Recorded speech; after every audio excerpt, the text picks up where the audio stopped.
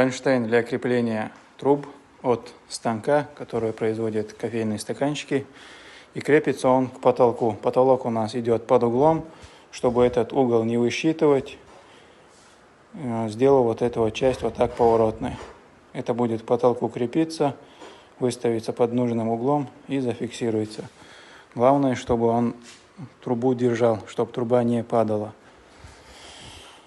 Так, в принципе, все. Вот эта вот часть регулируется.